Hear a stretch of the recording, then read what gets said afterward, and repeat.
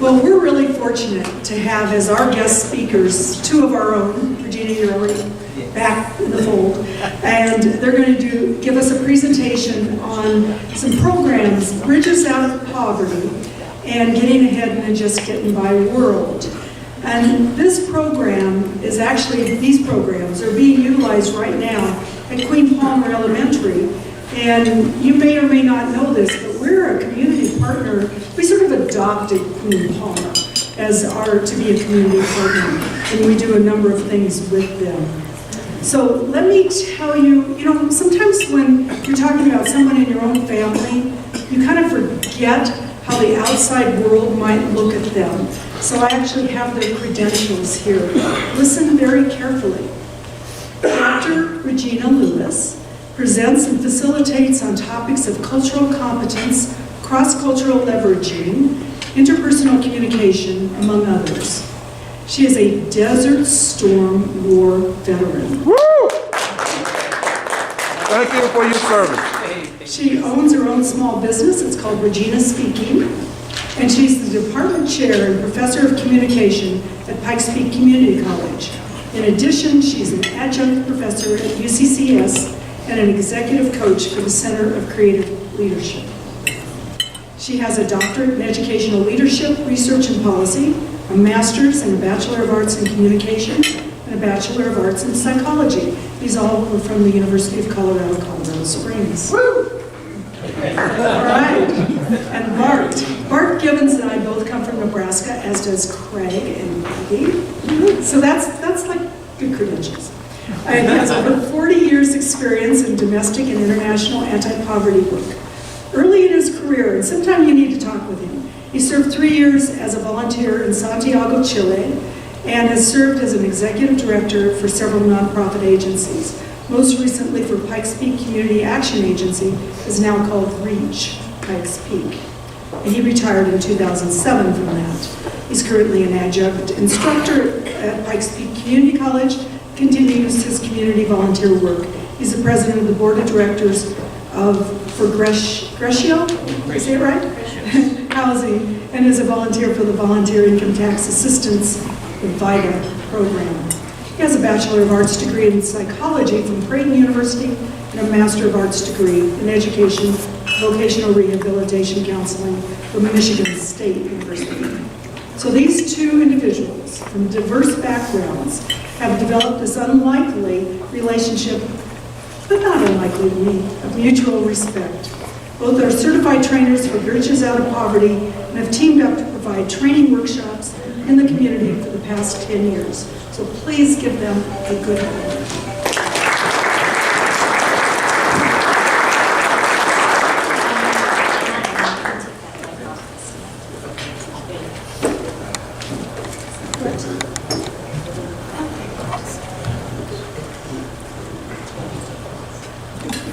Yeah, it is. Okay.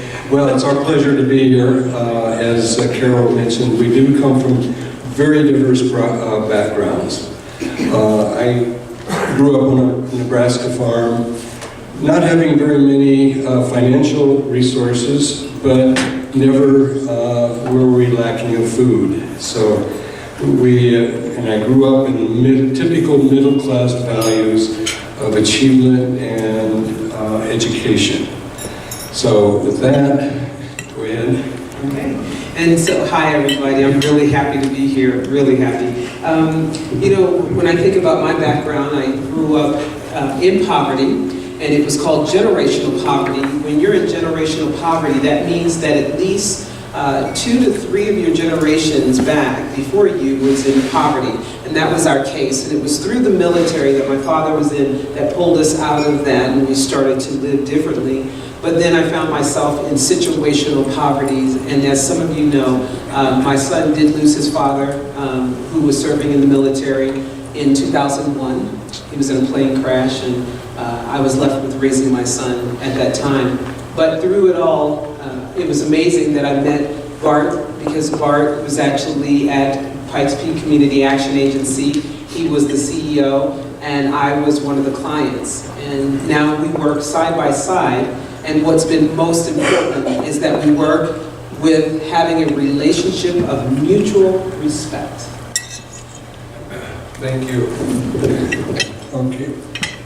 On your tables, just for the interest of time, on your tables you have these cards here. And in the meantime, you can fill out this quiz. There's 3 of them, 2 of them on the front and 1 on the back. So, Bridges Out of Poverty is a framework for understanding poverty. It's not a program, it's simply just a framework. Let's see what we do to get this thing going here. And also, just to keep in mind that when you think about a framework, it's not about how do you get a person out of poverty. That's not the goal. It's about understanding people from different class who operate from different hidden rules and behaviors. So to begin with, to really get to the understanding, that's the core of the reasons why we do what we do. But we all observe what we do. And when it comes to class, when it comes to poverty, you know, we see people on the street, we see the behaviors, and we don't understand why they make the decisions that they do. So to really get to the why, you got to go through the how, which is the explanation of why they do what they do. Absolutely. So what I want you to do is we're going to do a slight exercise. There are also 3x5 cards on your table. And if you would pull 3 apiece, so everybody pull 3 3x5 cards, and be prepared to write. So either pull out your pen or share a pen with someone. There's some pencils on some of the tables there. There should be enough on every table, but if not, let us know. We'll make sure that you do get a couple more. What you're going to be doing, these cards are like a gift to you. I want you to think about the values that you hold in your life that are the most important to you. What do you live by that makes a person look at you and say, that's why you are who you are? What does it mean to you? And I want you to think about your top 3 values, and I want you to write 1 on each one of those cards on the line side, the side that has lines on it. Write 1 on each side. So if I were to put down what my top 3 values are, then one of them would definitely be persistence and perseverance, right? That would be one of my values. Family is definitely one of my values. But you think about what your values are that wakes you up and gets you moving every single day. Once you have those 3 values written down, I want you to look at all 3. I want you to spread them out in your hand like playing cards. And I want you to just look at them for a moment and think about how they make you feel. And I also want you to think about what would life be like if those values were taken away from you. What would it mean? Now what's going to happen is that I'm going to put you through a little scenario in which what you're going to do is you're going to try to keep your values. But you really don't have any control over that. Much like many people in our society, when we start thinking of people who are under-resourced, we have to think about those individuals who has to follow a lifestyle in which they may not be able to meet. They may not have the resources to actually be there. And if they don't, they are judged by it, they are evaluated by it, and oftentimes the values that they have are taken away. Let me give you an example. I had a young man, I was working in Utah, speaking to all of the judges in the state of Utah.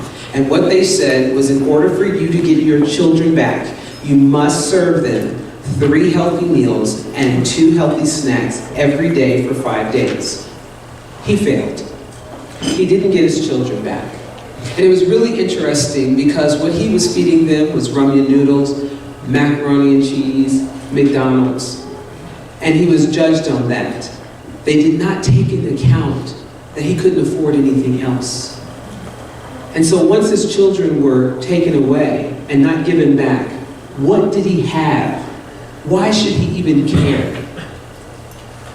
If you don't have the right answer, if you're not in the right place, then oftentimes your values will be stripped from you. So what's going to happen is you have to pair up with somebody next to you. I'm going to ask you a series of questions. When you answer them by telling it to the person you're paired up with. If you get it correct, you get to keep your card. If you don't, your partner takes one of the cards. They don't get to select which one they pick. They just randomly select one, and you don't get an opportunity to give them a value. So here we go. I'm thinking of a number. It's in my head. I want you to guess what number I'm thinking. You get it right, you keep your card. You get it wrong, they take the card. So tell your neighbor, what number am I thinking about? I love it. Somebody said, between what and what? I'm not telling you. And if I overhear you, I'm going to change the number. Okay. Did everybody tell a number? Make sure that you are paired off with somebody. If you have an odd number, let me know, because you'll need to be pulling from someone. Okay, so Bart, what number am I thinking? 66. Anybody get 66? I knew it. We've been doing this for what, 9 years, and nobody's ever figured it out. Start spreading the rumor. It's 66. So since you did not, I want you to take one card from the other person and look at what card you just took from them. Pull a value from the other person and see which one you've actually taken. Now, I want you to think for a moment. I want you to look at the card that you've just taken from someone. And I want you to think about how that really plays out in society when we have to take someone else's value from them. And now what I want you to do is the card that you just took, I want you to ball it up and toss it in front of that other person. Take that away from us.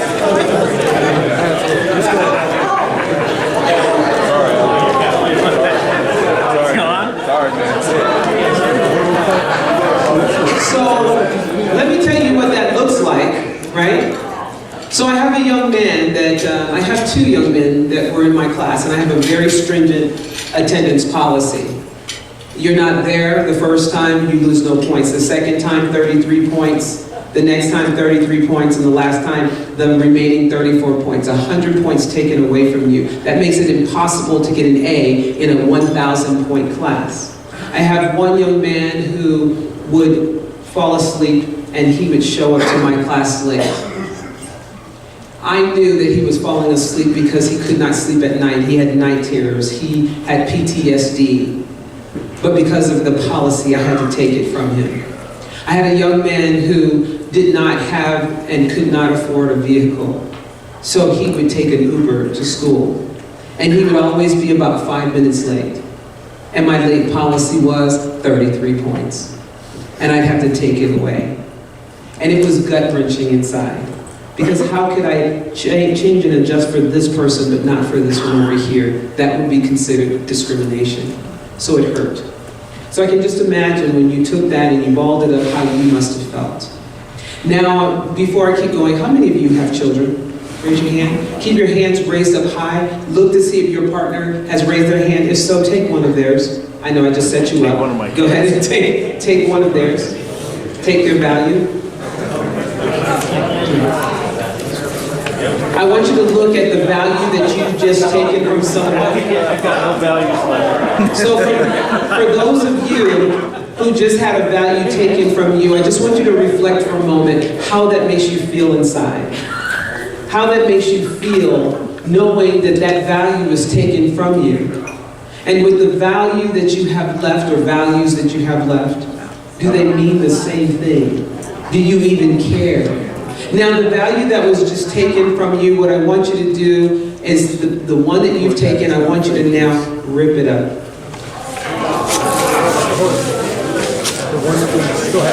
The one you just took from somebody. So many of you probably know my story, and some of you don't.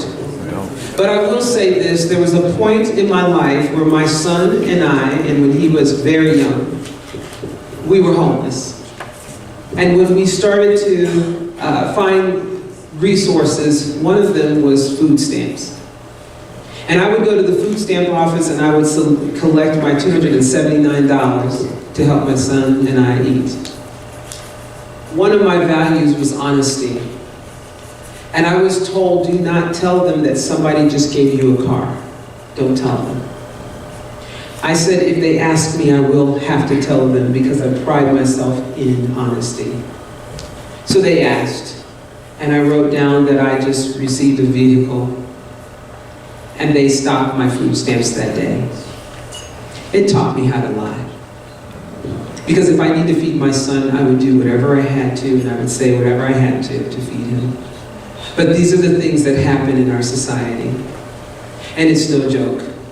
And things are constantly being taken away from you every single day. And when that happens, how do you feel? Look at the one card or two cards that you have left. And whatever it is that you have left, I want you to hold them near to you, and I want you to think about what would you do to hold on to those if that's all you have left. One of my greatest values is being able to be prideful in where I come from and who I am.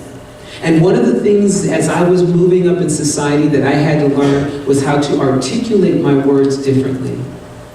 And this stripped away from me something that I hold near and dear. When I go to Baltimore, they don't even like talking to me. They're like, who are you? Because this isn't the dialect that I typically use. I'm used to saying, yo, what's up? You know what? I'll see you on the side, you know what I'm saying? But if I did that and said, yeah, and I'm Dr. Lewis, no one would understand. So I had to pull that away. How do you think that makes me feel on a daily basis? When you yourself have to choose to take away your own values in order to think about how real, you know, I know that this is an exercise. And you can walk away from here and say, no one can ever take away my values, and this is who I am. But there are people in our society in which they don't have a choice. How does that make them feel? Keep this exercise in mind as we go through the rest of our exercise. Claudine, where do our values come from? They come from how we were raised, come from our families, our communities, and so on. You know, the arithmetic of life doesn't always work for people who are under-resourced. They have to constantly be making those kinds of choices.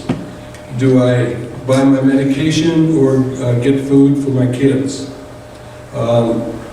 Do I leave my job, we're on an hourly wage, do I leave my job to go to the school to pick up my sick child? I lose $150, you know, out of my check because I'm not there. Constantly having to choose. I know that my son went to the Colorado Springs School, but he received the scholarship through the Oprah Winfrey Show. And it was fantastic. But the parents would be there for the games, and they would be the first ones to pick up their child. And they would then see Regina coming around the corner. But I had to choose whether to go pick up my son and take a chance on losing my job or losing some of those hourly wages, or stay at work and pick him up later. So this stuff is real. This is called the tyranny of the moment. And people are making decisions based on the here and now. Whatever is right in front of me is what I'm going to have to choose. There's no space there between whatever happens and what I feel or what I think. There's no thought to it. It's simply a reaction. And usually what happens, because of the environment and it's pretty chaotic, there's pretty much fairly low in terms of emotional intelligence. So that's one of the resources that they may be low in. So what happens is immediately perhaps an altercation will happen. You see this with the police sometimes, you know. So And let me just say this, it's also relatable, if you go back one slide for a second. It's very relatable because you all know, this usually happens right around New Year's. We decide that we're going to get fit, we're going to do something different, and we get excited about it. But all of a sudden, we end up in that tyranny of the moment. Because as it says here, it's learn patterns of behavior. It's instantaneous. It lacks conscious or no intention. It's automatic, bypassing the ability to choose, and it's an unconscious choice. So I see them in the gym all the time. So I'm Miss Colorado Natural 2012, right? It takes a lot of discipline, a lot of time, and you're constantly in the gym. But every time around January, you see a new flood of people come in. But they're doing this learned patterns of behavior, and before we could get to March, they start to fade out because of this tyranny of the moment right here. So it's the same type of concept in their minds. There's a book out called Scarcity, and talks about poverty. And what this slides, this is a quote out of that book, is that poverty, people who are in poverty and everything that's all concerned with, they don't have the brain power left to think about other kinds of things like a college education, like advanced degrees, those kinds of things. So how do people make those kinds of decisions? And this is a real life case. There was a group of women in a low income were going through the Getting Ahead program, and they were asked to describe how do they make the decisions. And this one woman drew these balloons. And they said, well, explain that. And she said, whichever one floats down. So if that's how decisions are being made, whichever one floats down, there's no future story there. There's no thought that goes into it. It's a mere reaction because now today, I got to pay the rent, otherwise I'm going to get evicted. Or my utilities are going to get cut off. So I have to take the money to pay for that rather than going to the doctor, whatever, So whichever one floats down. So in the Bridges Out of Poverty, poverty is described or defined in this way to the extent that one in which a person is resource insecure. There's a lack of resources. That's the definition of poverty.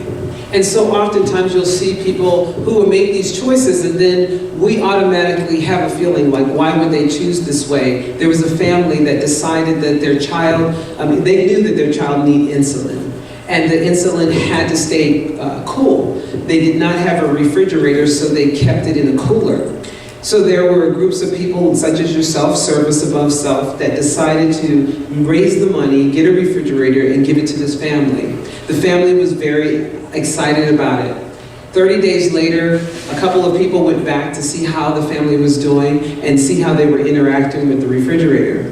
To their surprise, the refrigerator was gone, the cooler was back, and in its place was a big screen television. Right. So you start to, and I get it, that, why would somebody ever do that? Because we're operating from our lens. And we're operating from a lens that has many more resources, where we are secure in our resources. But when you have an opportunity like that, then you make other choices. That big screen television will serve the entire family because maybe they didn't have food to put into that refrigerator, right? It could become the babysitter. It could be a mental break. It could be a way for people to learn what's going on outside of their community. So we don't know, we don't always understand, but we're quick to judge because of where we come from. So always keep those types of things in mind. And this quote here is also from Scarcity. When your bandwidth is loaded, you're just more likely not to notice things.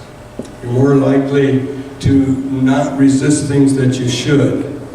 You're going to have less patience, and you're going to devote lesser time to your children when they come home. So, because your bandwidth is overloaded, you're constantly bombarded with all these decisions.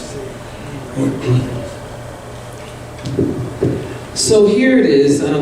As Bart had pointed out earlier, you have the sheets of paper that talk about could you survive. If you have not finished filling that out, if you wouldn't mind putting the check marks over those things that you could actually do to survive in these 3 different classes. But as you can see here, the poor, when we look at this image, look at the number of people in these particular areas. And what does that really tell you? And this information that we're sharing with you, how is that really fitting for you? Where do you stand in all of this? Where do you have experience in any of these areas? Those of you who got it completed, could you survive in poverty? How many of you have from 1 to 5 check marks? How many from 5 to 10? How many from 10 to 14? See? And see, looking at this, I'm sure that when you are working with other groups of people, because you can understand, you have a different conversation. There is patience. I know that when I was part of this Rotary Club, I couldn't even understand to just have a pen with me. And I remember Wayne would say, here you go, just take this, or this is what they meant, or Bart would reach over. And these are people that say, I may be over here, but I can reach over and help you if you're willing to learn. And that's what it looks like. Now under middle class, how many of you from 1 to 5 check marks? 5 to 10, 10 to 15. And those for the wealthy, the flip side, how many?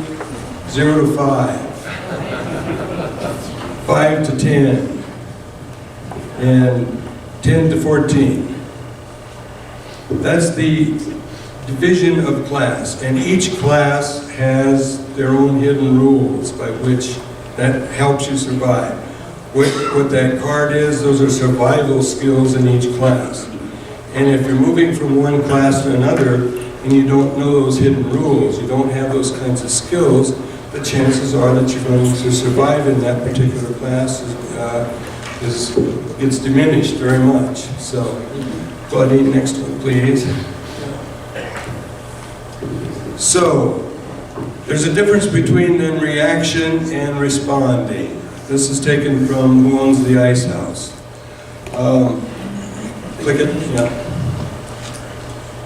Oops, it's not doing it. Nope.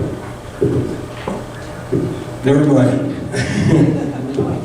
Okay, that's supposed to spread apart, and there's supposed to be a space in between there, and that space in between is indicative of the resources: time, emotional intelligence, financial, spiritual, support systems, all those kinds of things are in that space. And that space then creates, you think about those kinds of decisions, you think about the future, you make those kinds of decisions, and then that leads to opportunities and future stories. Absolutely. So one of the great projects that I've been working on recently is I've been able to go into the jail, CJC, and talk to the inmates. And to be able to talk about when you get out, why do they continue to return back? When a person doesn't realize that they have any choice, they believe that they have lost the power to choose or that they have any power at all. And so I'm in there to teach them what are their true choices, even when society is saying you have to report here and still show up at work and you have to pay this bill that you don't have the money for. How can you find choice in there? And it makes a big difference. So, the power of choice. So, can you cue the video? Multiple times, and I refuse to believe that my situation will improve. I realize this might be a shock, but if at first you don't succeed, try again is a lie, and success is really the luck of the draw. So in the future, I will tell myself that the situation was bad. My friends and family will understand. I had no choice. Compromising on my dreams is more important than trying to defy the odds. I tell you this, once upon a time motivation and hard work mattered, but this will not be true in my lifetime. These are the worst of times. Experts tell me my chances of getting a job are dismal. I do not concede that I will have a gratifying job. In the future, there will be no lifelong careers. No longer can it be said that motivation and ambition are key. It will be evident that my efforts will be in vain. It is foolish to presume that there is hope. And all of this will come true unless we choose to reverse it. There is hope. It is foolish to presume that my efforts will be in vain. It will be evident that motivation and ambition are key. No longer can it be said that there will be no lifelong careers. In the future, I will have a gratifying job. I do not concede that my chances of getting a job are dismal. Experts tell me these are the worst of times, but this will not be true in my lifetime. Motivation and hard work mattered once upon a time. I tell you this, trying to defy the odds is more important than compromising on my dreams. I had no choice. My friends and family will understand the situation was bad. So in the future, I will tell myself that success is really the luck of the draw, is a lie. And if at first you don't succeed, try again. I realize this might be a shock, but my situation will improve, and I refuse to believe that I am living in impossible times. Anything is possible.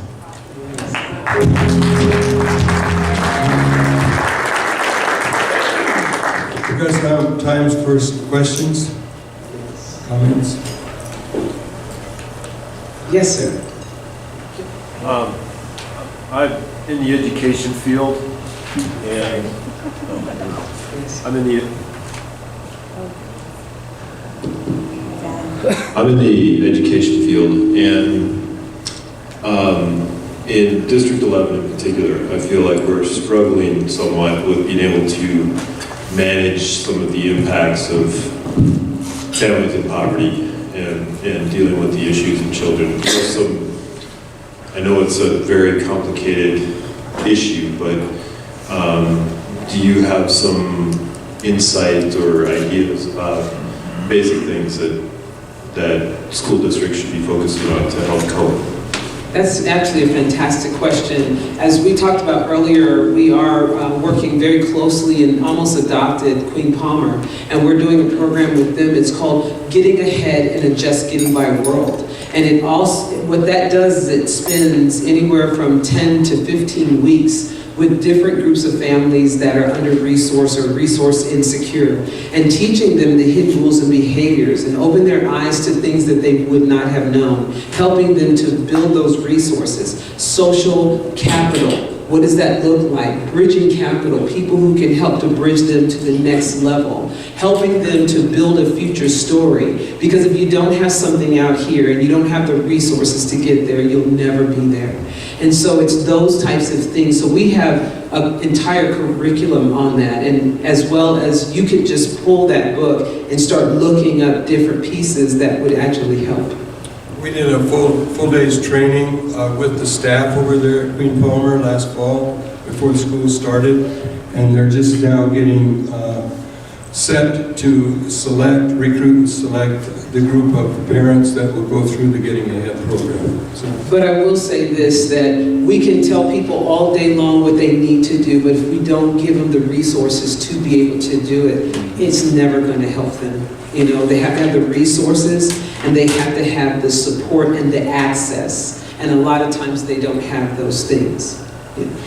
Yes. So in the last 2 years, not this year, but I participated in the homeless surveys so that they could get federal funding for the counties.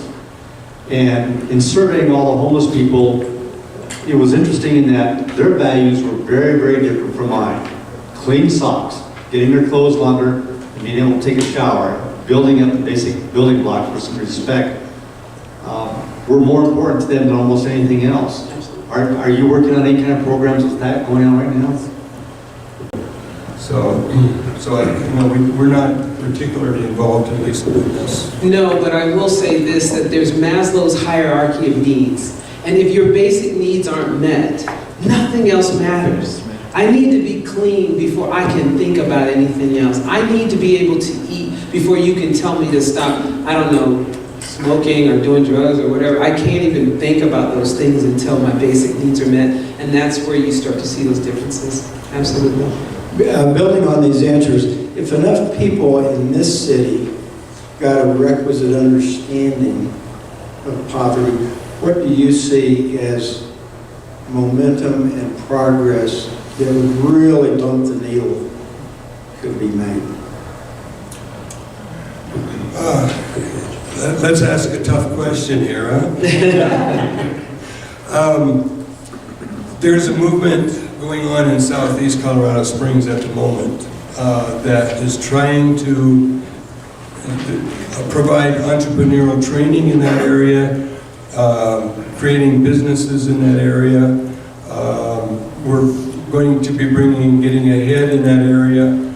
So, excuse me, so in addition to financial, I think more important is just the human relationships, developing relationships with folks and being that bridging capital, networking. So that's what Rotary is all about, right? And we just have to take the time to help people that just don't know. There's no way. I've gone from poverty to PhD. But I didn't get there by myself. I stand on the shoulders of others, and others had to teach me what I didn't know. And we have to be able to give part of that. It'll make a big difference.